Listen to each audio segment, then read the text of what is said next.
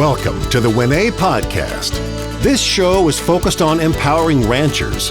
Whether you're a seasoned rancher or just getting started, we'll guide you on how to use the infinite banking concept as an alternative way to finance your operations. It's a better way to think about money. Join us as we discuss planning for the future, attracting the next generation, and the art of keeping more money within the family. Here's your hosts, Winnie and Lacy.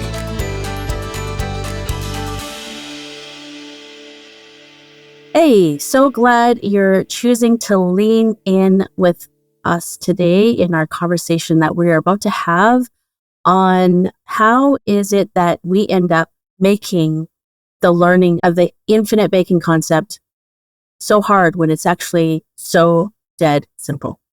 Mm-hmm. Yeah, this is one of my favorite topics to talk about. But first of all, before we get started, we're a little bit into our podcast, so we would really appreciate it if you go and subscribe, give us a review or a shout out on whatever platform that you're listening. It would be so awesome. So yeah, let's start talking. Why do we make it so hard when it's so simple?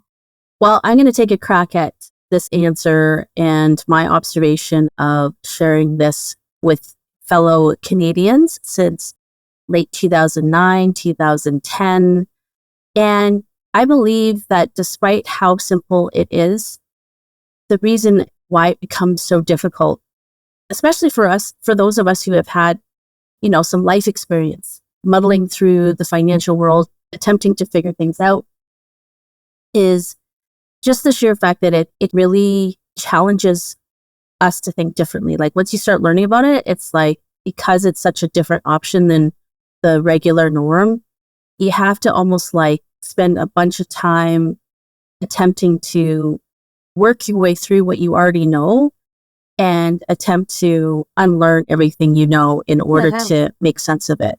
And also, I think the very factor is that knowing that there's actually a different way, in our very biased opinion, a better way to actually do finances. It's also working through the anger of knowing that there is something better, or the anger of knowing that what we have been doing hasn't been working. And then you get I did anyways. I got caught through just being mad. It's like, oh man, like I just wasted the last 10, 15, 20 years of my life. And I could have capitalized on all the income I've made to date and made it work so much better for me. And now I find out about this. Like, how come? Like, why? And it for some reason, the whole thing about the infinite banking concept really does make us question everything that we do know about money. Mm-hmm.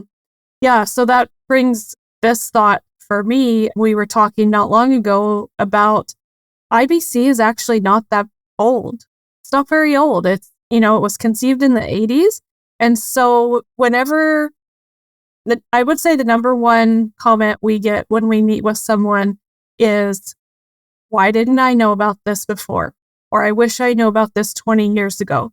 And so because it goes against everything that we've ever heard or been taught, we start to question ourselves and we start to question the concept, trying to find what's wrong with it. It's kind of like when I started dating my husband, I didn't really want that serious relationship. So I'm like, hey, I have to find something wrong with him.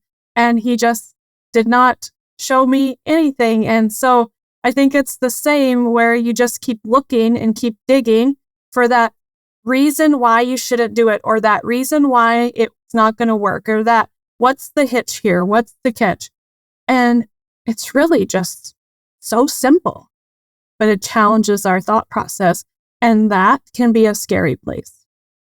And, we want to avoid being wrong. It really bumps up, like the whole thing about the infinite banking concept. It really challenges our ego about the way that we think about money, or how we feel about our money. And so no one likes to be wrong, and no one wants to be made a fool of. And so when we start learning about the infinite banking concept, some of these feelings can truly come up. It's like, man, I've been a fool all these years. What? Yeah, right? And now I have to break up with what I know, Like I have to break up with my understanding of money. I have to break up with my beliefs about money to date in order to do this, right? And either you're going to move past your own ego and make the decision that you want to do money and have money, like just have a better way of handling money. You have to choose it. Yeah. Yeah. And you have to be okay with the naysayers when you start to talk about it with your friends and family. I can remember that in one of our very first client sessions with you is be cautious because of the feedback that you're going to get, because most people aren't doing this, and have some people had success doing things the way we've been taught in the markets and the banks? Absolutely. But they're not in control. And so when we go against the grain, we have to be ready to withstand basically the bullets that are going to be fired at you for challenging people's thinking and challenging the traditional ways that the world views money and the way they handle money. Yeah, this makes me think about exactly like a few different clients that I've had over the years, all on board. I remember this one gentleman completely on board with the whole thing in a situation where he grew up in the farm, but wasn't doing anything on his own family's farm, but married into his wife's farm and was living, like him and his wife were living on his wife's family farm. And the parents, his in-laws, had a much different financial path in the way that they achieved things. Now, you're either going to find yourself motivated to look at this or you're not. I mean, if things are going great, there's not much motivation for you to really take a look at something like this, unless you just are really very motivated by the fact that you want nothing to do with the banks or want to finance any longer, like be a slave to the lender, so to speak. Coming back to this set of parents, it's like they totally felt like buying term and investing was a great way to go.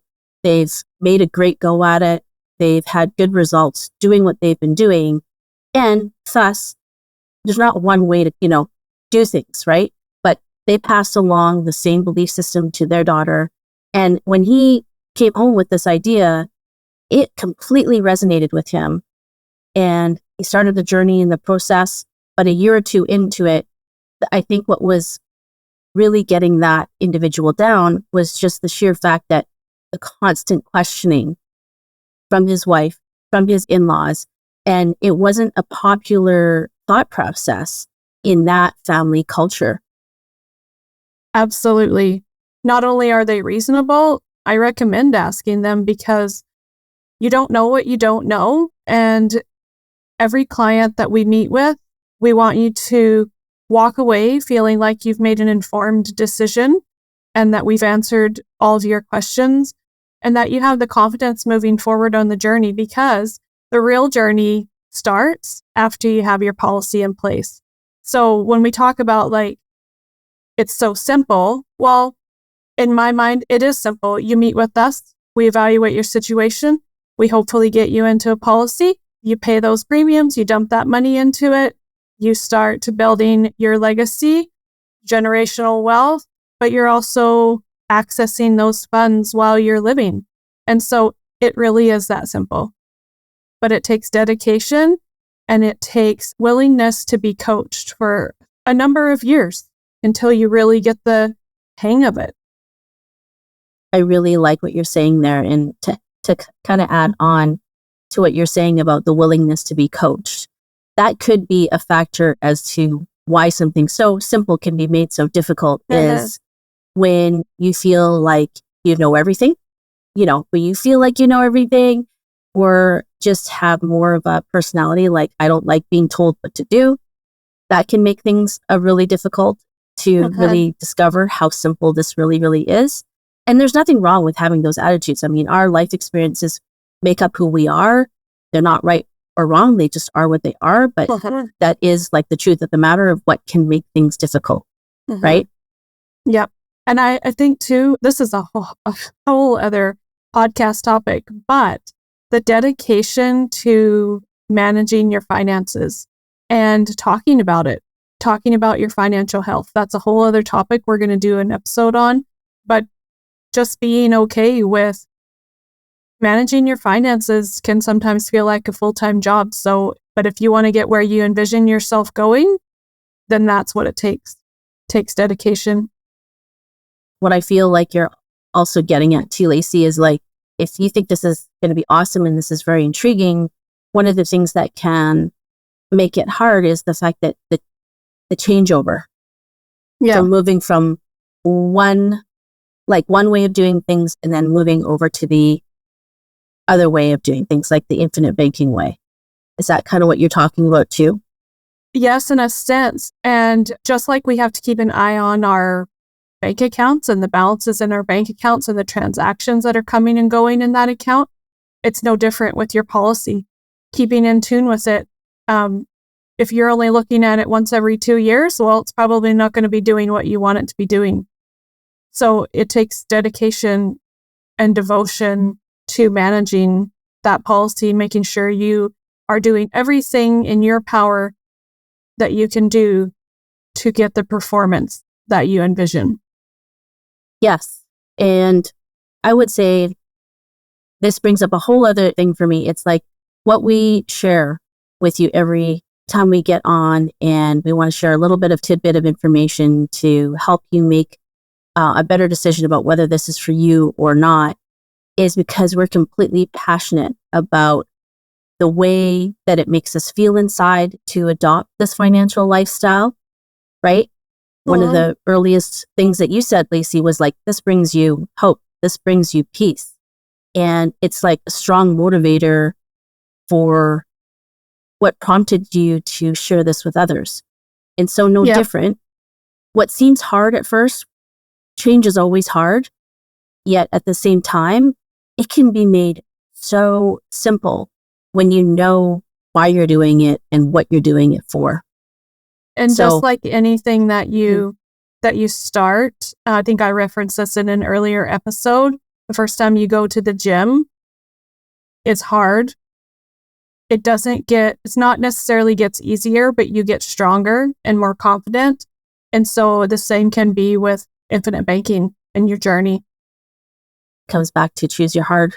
It's hard to be out of shape. It's hard to get into shape. Yeah. It's hard. And I like saying that out loud.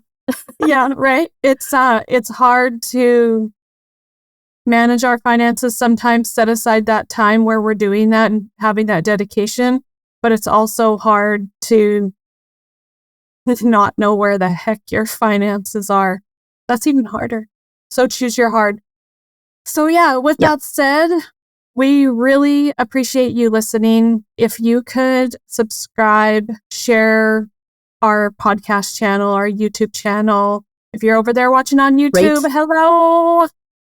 And visit our website, ranchyourway.com. You're going to want to snag the new copy of Farming Without the Bank, the Canadian version. Pre-order. I mean, I guess at the time of this recording, it will be a pre-order. And if not, then just order. Yep, it'll change your life. And while you're at it, you might as well grab Becoming Your Own Banker, because they go hand in hand together. And we're going to talk about that in another episode. So thank you for listening. So glad you leaned in with us on the WinEH podcast. We truly hope you're feeling more informed and empowered to take another step towards optimizing your financial life.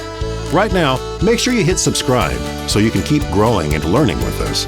Until next time, we wish you prosperity in every area of your life.